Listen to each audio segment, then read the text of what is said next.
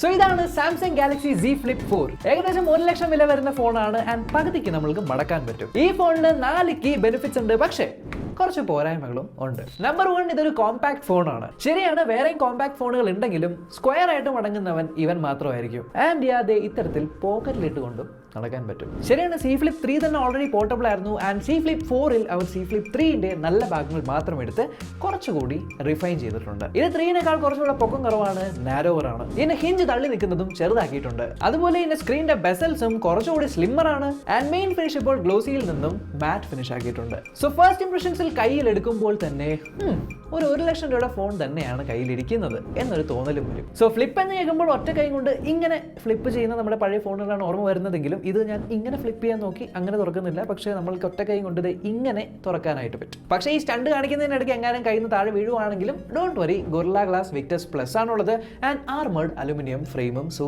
Protection വൈസും അപ്പായിട്ടുണ്ട്. പക്ഷേ ഈ ഫോൺ ഇങ്ങനെ മടക്കി വെക്കുന്നത് വഴി ആക്ച്വലി ഡിസ്ട്രാക്ഷൻസ് പോകുന്നുണ്ട്. കാരണം ഈ ഫോണിൽ 2 സ്ക്രീനുകളാണുള്ളത്. ഉള്ളിലുള്ള ഫ്ലെക്സിബിൾ സ്ക്രീൻ ഫ്ലാഗ്ഷിപ്പ് S22 പ്ലസിനെക്കാളും ലേശം പൊക്കം കൂടുതലാണെങ്കിലും 120 ഹെർട്സിന്റെ ഡൈനാമിക് ആമോലെഡ് 2x ഡിസ്പ്ലേ ആണ് ഇതിനകത്ത് കൊടുത്തിരിക്കുന്നത്. ആൻഡ് ഇത് ഭയങ്കര ബ്രൈറ്റ്നസ് കിട്ടുന്നുണ്ട്. ഔട്ട്ഡോർ വിസിബിലിറ്റിക്ക് യാതൊരു പ്രശ്നമില്ല. ആൻഡ് സെക്കൻഡറി ഡിസ്പ്ലേ ക്യാമറയുടെ സൈഡിലുള്ള ഈ ഒരു കുഞ്ഞി കവർ ഡിസ്പ്ലേ ആണ്. ആൻഡ് ഒറിജിനൽ ഫ്ലിപ്പിൽ കവർ ഡിസ്പ്ലേ വന്നുവെങ്കിലും അതിനേക്കാളും എത്രയോ മടങ്ങ് ബെറ്റർ യൂസബിലിറ്റി ഈ ഒരു സ്ക്രീനിൽ കൊടുത്തിട്ടുണ്ട്. ശരിയാണ്, ഇഷ്ടമുള്ള വാച്ച് ഫേസുകൾ വെക്കാം, ഹോൾ ബഞ്ച് ഓഫ് കസ്റ്റമൈസേഷൻസ് ലഭിക്കുന്നുണ്ട് എന്നുള്ളതിലുപരി ഡയറക്റ്റ് ഇതിനകത്ത് നിന്ന് നിങ്ങൾക്ക് ബ്ലൂടൂത്ത് ഓണാക്കാൻ, വൈഫൈ ഓണാക്കാൻ, അങ്ങനത്തെ കാര്യങ്ങളൊക്കെ ചെയ്യാൻ പറ്റും എന്നല്ലാണ്ട് ഈവൻ NFC പേയ്മെന്റ്സ് നടത്തുമ്പോൾ നിങ്ങൾക്ക് ഇവിടെ കാണാനായിട്ടും പറ്റും. അതുപോലെ നോട്ടിഫിക്കേഷൻസ് വരുമ്പോൾ നിങ്ങൾക്ക് അത് ഇവിടെ കാണാനായിട്ട് പറ്റും എന്ന് മാത്രമല്ല അത് തൊട്ട് വായിക്കാനും അതേപോലെ റിപ്ലൈ കൊടുക്കാനായിട്ട് വോയിസ് ടു ടെക്സ്റ്റ് അല്ലെങ്കിൽ സ്പീച്ച് ടു ടെക്സ്റ്റ് ഉപയോഗിച്ച് കൊടുക്കാനായിട്ടും പറ്റും എന്നുള്ളത് മാത്രമല്ല നിങ്ങൾക്ക് വിഡ്ജറ്റ്സ് ആഡ് ചെയ്ത് വെക്കാനായിട്ടും പറ്റും. അതുപോലെ ഇതൊരു ഓൾവേസ് ഓൺ ഡിസ്പ്ലേ ആയിട്ട് വർക്ക് ചെയ്യുമെന്ന് മാത്രമല്ല ഫോൺ ചാർജ് ചെയ്യുന്ന സമയത്ത് എത്ര ശതമാനമാണ് ചാർജ് കയറുന്നതെന്നും എത്ര സമയത്തിനുള്ളിൽ ചാർജ് കയറും എന്നുള്ള ഡീറ്റെയിൽസ് എല്ലാം ഇവിടെ കാണിക്കുകയും ചെയ്യും. സോ ആക്ച്വലി ഈ സെക്കൻഡ് സ്ക്രീൻ ഞാനൊരു ഗിമിക്കായിട്ട് വിചാരിച്ചുവെങ്കിലും it's practically useful. Third feature ഇതിനകത്തുള്ള ക്യാമറയാണ്. ആൻഡ് യെസ്, ഹൈ എൻഡ് ക്യാമറകളൊന്നും അല്ല എങ്കിലും ഈ ഒരു ഫോൾഡിംഗ് കേപ്പബിലിറ്റി ഉള്ളതുകൊണ്ട് നോർമൽ ക്യാമറയെ കുറച്ചുകൂടി എൻഹാൻസ് ചെയ്യുന്നുണ്ട്. ശരിക്കും നമ്മൾക്കതൊരു ഉപകാരമായിട്ടും തോന്നുന്നുണ്ട്. ക്യാമറ സെറ്റപ്പ് കഴിഞ്ഞ കൊല്ലത്തിൽ നിന്നും മേജർ അപ്ഗ്രേഡ് ഒന്നും അല്ല എങ്കിലും ഇപ്രാവശ്യം ഒപ്റ്റിക്കൽ ഇമേജ് സ്റ്റെബിലൈസേഷനും ഇലക്ട്രോണിക് ഇമേജ് സ്റ്റെബിലൈസേഷനും വീഡിയോ ഇമേജ് സ്റ്റെബിലൈസേഷനും നല്ല രീതിയിൽ ഇംപ്രൂവ് ചെയ്തിട്ടുണ്ട്. അത് മാത്രമല്ല പ്രൈമറി 12 മെഗാ പിക്സലിലെ wide camera 65% more light capture ചെയ്യുമെന്നും ആൻഡ് വിസിബിളി നമുക്ക് അവർ കാണാനായിട്ട് പറ്റും. നൈറ്റ് ഫോട്ടോഗ്രാഫീസ് എടുക്കുവാണെങ്കിൽ കൂരാക്കൂരിട്ടിൽ എടുത്ത ഫോട്ടോ ഇങ്ങനെ ഇരിക്കും, എന്നാൽ നൈറ്റ് മോഡ് ഓൺ ആക്കി കഴിഞ്ഞാൽ ഇങ്ങനെ ഇരിക്കും. So day and night difference, നല്ലൊരു ഡിഫറൻസ് നൈറ്റ് മോഡ് ഫോട്ടോഗ്രാഫിയിലും ഉണ്ട്. സോ നൈറ്റോഗ്രാഫിയിലും ഇത് അടിപൊളിയാണ്. എന്ന് മാത്രമല്ല ഇതിനകത്തുള്ള ആർട്ടിഫിഷ്യൽ ഇന്റലിജൻസ് ഉള്ള ഇമേജ് സിഗ്നൽ പ്രോസറും ഇതിനകത്തുള്ള സ്നാപ്ഡ്രാഗൺ 8+ Gen 1 ചിപ്സെറ്റും കൂടി കയറുമ്പോൾ 12 മെഗാ പിക്സലിന്റെ ഒരു പ്രൈമറി ക്യാമറ 12 മെഗാ പിക്സലിന്റെ അൾട്രാ വൈഡ് ക്യാമറ ആണെങ്കിൽ പോലും എടുത്ത് കഴിയുമ്പോൾ ഫോട്ടോസ് പ്രോസസ് ചെയ്ത് കഴിയുമ്പോൾ ശരിക്കും ഇത് തമ്മിൽ അത്ര വലിയ ഡിഫറൻസ് ഒന്നും ഫീൽ ചെയ്യില്ല. സൈഡ് ബൈ സൈഡ് ഇപ്പോൾ നമ്മൾ S22 പ്ലസിന്റെ മെയിൻ ക്യാമറയായിട്ട് കമ്പയർ ചെയ്യുവാണെങ്കിൽ S22 പ്ലസിന്റെ മെയിൻ ക്യാമറയ്ക്ക് ഒരു 10 പോയിന്റ് കൊടുക്കുകയെങ്കിൽ ഈ ഒരു ഫോണിന് നമുക്ക് ഡെഫിനറ്റ്ലി 7 പോയിന്റ് കൊടുക്കാനായിട്ട് വരും. സോ നോർമലി നിങ്ങൾ ഒരു ഫോട്ടോ എടുക്കുന്നു, അതിനുശേഷം നിങ്ങൾ മറക്കുന്നുവെങ്കിൽ എന്തായാലും ഇതിന്റെ ഫോട്ടോഗ്രാഫി നിങ്ങളെ ഡിസപ്പോയിന്റ് ചെയ്യില്ല. ഈവൻ സ്കിൻ ടോൺസ് ഇംപ്രൂവ് ചെയ്തിട്ടുണ്ട്. അതിന് പോർട്രേറ്റ് മോഡൽ എഡ്ജ് ഡിറ്റക്ഷൻ നല്ല രീതിയിൽ ഇപ്രാവശ്യം ഇംപ്രൂവ് ചെയ്തിട്ടുണ്ട്. ബട്ട് വീഡിയോയുടെ കാര്യത്തിൽ വരുമ്പോൾ കഴിഞ്ഞ കൊല്ലത്തിൽ നിന്ന് സിഗ്നിഫിക്കൻ്റ് ആയിട്ട് എനിക്ക് തോന്നിയൊരു ഇംപ്രൂവ്മെന്റ് എന്ന് പറയുന്നത് ഇതിന്റെ വീഡിയോ സ്റ്റെബിലൈസേഷൻ ആണ്. വീഡിയോ സ്മൂത്തർ ആണ്, നിങ്ങൾക്ക് 4K 60 FPS ഷൂട്ട് ചെയ്യാനായിട്ട് പറ്റും. ആൻഡ് ഈ ഒരു സാമ്പിൾ കാണുമ്പോൾ തന്നെ നിങ്ങൾക്ക് മനസ്സിലാവും എത്ര നല്ല രീതിക്കാണ് ഇത് സ്റ്റെബിലൈസേഷൻ ചെയ്യുന്നത്. ഫോൾഡിംഗ് ഫോണിന്റെ മേജർ അഡ്വാൻറ്റേജ് എന്ന് പറയുന്നത് ക്യാമറ ലേഔട്ട് ഫോൺ പകുതിക്ക് ഫോൾഡ് ചെയ്ത് വെക്കുമ്പോൾ അഥവാ റൈറ്റ് ആംഗിൾ ആയിട്ട് വെക്കുമ്പോൾ മാറുന്നതിന്റെ ഒരു ഗുണമാണ്. വീഡിയോ എടുത്തുകൊണ്ടിരിക്കുമ്പോൾ ഫോണിന്റെ ഹിഞ്ച് വെച്ച് നമുക്ക് ഇങ്ങനത്തെ പാൻ ഷോട്ട്സ് എടുക്കാൻ പറ്റുമെന്ന് മാത്രമല്ല നിങ്ങൾക്ക് ട്രൈപോഡിന്റെ ആവശ്യകതയും മാറിക്കിട്ടും. സോ നോർമലി ടേബിളിന്റെ മുന്നിലിരുന്ന് വീഡിയോ കോൾസ് നിങ്ങൾ ചെയ്യുവാണെങ്കിൽ ഒരു ട്രൈപോഡ് ഇല്ലാതെ ഇങ്ങനെ പിടിച്ച് വീഡിയോ കോൾ ചെയ്യാൻ പറ്റില്ലെങ്കിലും ഇപ്രാവശ്യം നിങ്ങൾക്ക് ജസ്റ്റ് ഇങ്ങനെ ഒരു എൽ ഷേപ്പിൽ വെച്ച് കഴിഞ്ഞാൽ നിങ്ങൾക്ക് സുഖമായിട്ട് ടേബിളുമേൽ വെച്ചിട്ട് വീഡിയോ കോൾസ് എല്ലാം ചെയ്യാൻ പറ്റും. എന്ന് മാത്രമല്ല നമുക്ക് വീഡിയോസ് റെക്കോർഡ് ചെയ്യാനായിട്ട് പറ്റും. എന്തിന് ഹാൻഡ് ജസ്റ്റേഴ്സ് വഴി നിങ്ങൾക്ക് ഫോട്ടോസും എടുക്കാനായിട്ട് പറ്റും. എനിക്ക് ഏറ്റവും ഇഷ്ടപ്പെട്ട ഫീച്ചർ എന്ന് പറയുന്നത് നിങ്ങൾക്ക് ഇനി ബാക്ക് ക്യാമറ ഉപയോഗിച്ച് കിഡിലൻ സെൽഫി ഫോട്ടോസും ഹൈ ക്വാളിറ്റി സെൽഫി വീഡിയോസും എടുക്കാനായിട്ട് പറ്റും. എങ്ങനെ? കവർ ഡിസ്പ്ലേ ഉപയോഗിച്ച്. കവർ ഡിസ്പ്ലേ സിഗ്നിഫിക്കൻ്റ് ആയിട്ട് ഇംപ്രൂവ് ആയി എന്ന് ഓൾറെഡി ഞാൻ പറഞ്ഞുവെങ്കിലും ഇതിന്റെ ഒരു ഇംപ്രൂവ്മെന്റ് എന്ന് പറയുന്നത് കവർ ഡിസ്പ്ലേയിൽ ഒരു ഫുള്ളി ഫംഗ്ഷണൽ ക്യാമറ ഇന്റർഫേസ് എന്ന് ഇപ്രാവശ്യം കൊണ്ടുവന്നിട്ടുണ്ട്. അതായത് നിങ്ങൾ just power button double tap ചെയ്ത് കഴിഞ്ഞാൽ നിങ്ങൾക്ക് ഇവിടെ ക്യാമറ പ്രിവ്യൂ കാണാനായിട്ട് പറ്റുമെന്ന് മാത്രമല്ല നിങ്ങൾക്ക് ഫോട്ടോസ് എടുക്കാം, ഇതിനകത്ത് വീഡിയോസ് എടുക്കാം, പോർട്രേറ്റ്സ് എടുക്കാം. അതുപോലെ സ്വൈപ്പ് ജസ്റ്റേഴ്സ് വഴി നിങ്ങൾക്ക് അൾട്രാ വൈഡും മെയിനുമായിട്ട് സ്വിച്ച് ചെയ്യാനായിട്ടും പറ്റും. സോ ഒരു ഹൈ ക്വാളിറ്റി സെൽഫി അല്ലെങ്കിൽ ഹൈ ക്വാളിറ്റി വ്ളോഗിങ്ങിലും ഇത് കേപ്പബിൾ ആണ്. ഇനി ഫ്ലെക്സിബിൾ OLED ഡിസ്പ്ലേ വന്നത് കുറേയധികം ആപ്ലിക്കേഷൻസും അഡ്വാൻറ്റേജ് എടുത്തിട്ടുണ്ട്. ഉദാഹരണത്തിന് ഇൻസ്റ്റാഗ്രാമിന്റെ സ്റ്റോറി സെക്ഷനിൽ നിങ്ങൾ പകുതിക്ക് വെച്ചാണ് ഫോൺ ഓപ്പൺ ചെയ്ത് ക്യാമറ ഓൺ ആക്കുന്നതെങ്കിൽ നിങ്ങൾക്ക് അവിടെ ആ ഒരു ക്യാമറ പ്രിവ്യൂ മുകളിലും അതിന്റെ കൺട്രോൾസ് താഴെയും കാണാനായിട്ട് പറ്റും. ഇത് ഡെഫിനറ്റ്ലി നിങ്ങളെ കിഡിലായിട്ടുള്ള സ്റ്റോറീസ് എടുക്കാനായിട്ട് ഹെൽപ്പ് ചെയ്യും. ഈവൻ ലൈവ്സ് പോകാനായിട്ട് ഭയങ്കര യൂസ്ഫുൾ ആയിരിക്കും. അത് മാത്രമല്ല യൂട്യൂബ് ആപ്ലിക്കേഷൻ നോക്കുകയാണെങ്കിൽ മുകളിൽ വീഡിയോ പ്ലേ ചെയ്യും, താഴെ നിങ്ങൾക്ക് മറ്റ് വീഡിയോസ് എല്ലാം സ്ക്രോൾ ചെയ്യാനായിട്ട് പറ്റും. മൈക്രോസോഫ്റ്റ് ടീംസ് അല്ലെങ്കിൽ ഗൂഗിൾ മീറ്റിലൊക്കെ വീഡിയോ കോൾസ് ചെയ്യുമ്പോഴും നിങ്ങൾക്ക് വീഡിയോ കോൾസിന്റെ കൺട്രോൾസ് താഴെ വരുന്നു, പ്രിവ്യൂ മാത്രം മുകളിൽ വരുന്നു. ഇനി അഥവാ ഒരു ആപ്ലിക്കേഷൻ ഒപ്റ്റിമൈസ് ചെയ്തിട്ടില്ല എങ്കിൽ നമ്മൾ ഫോഴ്സ്ഫുള്ളി ഒപ്റ്റിമൈസ് ചെയ്ത് കഴിഞ്ഞാൽ ഇതിനകത്ത് നിങ്ങൾക്കൊരു ട്രാക്ക് പാഡും ഒരു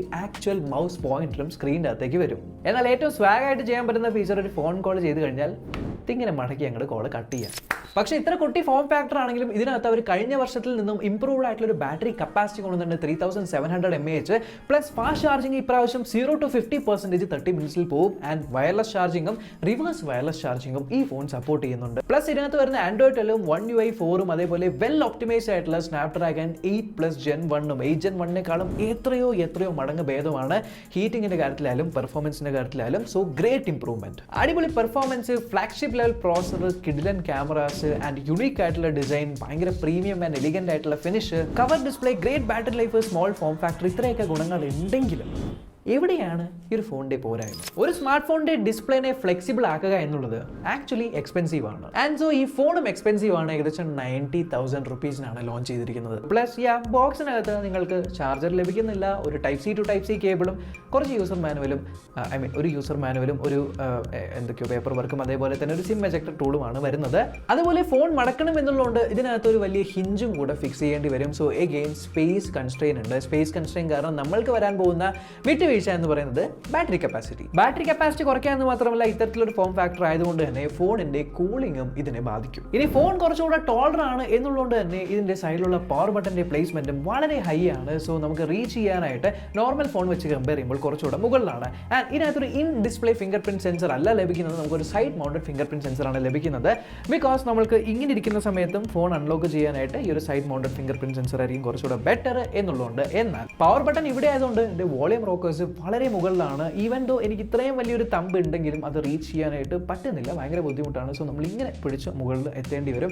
സോ അത്തരത്തിലൊരു വിട്ടുവീഴ്ചകൾ ഈ ഒരു ഫോം ഫാക്ടറിന് വേണ്ടി നമ്മളുടെ കയ്യിൽ നിന്നും കോംപ്രമൈസ് ചെയ്യേണ്ടി വരും. എന്ന് മാത്രമല്ല ഈ ഫോൺ ടോൾ ആണെങ്കിലും കുറച്ചുകൂടെ നാരോ ആണ് എന്നുള്ളതുകൊണ്ട് ഇത്രയും വലിയ കൈയുള്ള ഞാനൊക്കെ രണ്ട് കൈ കൊണ്ട് ഇത് ടൈപ്പ് ചെയ്യുന്ന സമയത്ത് ചിലപ്പോഴൊക്കെ കീബോർഡ് കുറച്ച് കുഞ്ഞിതായി പോയി, അല്ലെങ്കിൽ ട്രാവൽ ഭയങ്കര കുഞ്ഞിതായി പോയത് തെറ്റി ടൈപ്പ് ചെയ്യാനുള്ള പ്രവണതയും പലപ്പോഴും കൂടുന്നുണ്ട്. ശീലമില്ലാത്തതുകൊണ്ടാണ്, ശീലിച്ചു കഴിയുമ്പോൾ മാറിക്കോളും. എന്നാലും ഒരു വലിയ S22+ പോലെയുള്ള ഫോണിൽ നിന്നും ഇതിലേക്ക് വരുന്ന സമയത്ത് ആ ഒരു ഡിഫറൻസ് നിങ്ങൾ ഫീൽ ചെയ്യും. അതുപോലെ ഇതിന്റെ ഡിസ്പ്ലേ അവർ എൻഹാൻസ് ചെയ്തിട്ടുണ്ടെങ്കിലും ഇപ്പോഴും നമ്മൾ സൂക്ഷിച്ച് നോക്കിക്കഴിഞ്ഞാൽ നമ്മൾക്ക് ആ ഒരു ക്രീസ് എവിടേക്കാണ് നമ്മൾ സ്ക്രോൾ ചെയ്യുന്ന സമയത്ത് ആ ഒരു ക്രീസ് നമ്മുടെ വിരലിൽ ഫീൽ ചെയ്യുമെന്ന് മാത്രമല്ല വളരെ ഡാർക്ക് ആയിട്ടുള്ള അല്ലെങ്കിൽ ബ്ലാക്ക് വാൾപേപ്പേഴ്സ് ഇടുന്ന സമയത്ത് നമ്മൾ വെർട്ടിക്കലി പിടിക്കുമ്പോൾ ആ ഒരു ക്രീസ് ഇപ്പോഴും കാണുന്നുണ്ട്. ആൻഡ് മൾട്ടിമീഡിയ വൈസ് ഇതിനകത്തുള്ള സ്റ്റീരിയോ സ്പീക്കേഴ്സ് എക്സ്ട്രീംലി ലൗഡ് ആണ്. മുകളിലും താഴെയും സ്പീക്കേഴ്സ് ഉണ്ട്. ഇവിടെ താഴെ 2 മൈക്രോഫോൺ കട്ടൗട്ട് കാണുന്നുണ്ട്, മുകളിൽ ഒരു മൈക്രോഫോൺ കട്ടൗട്ട് കാണുന്നുണ്ട്.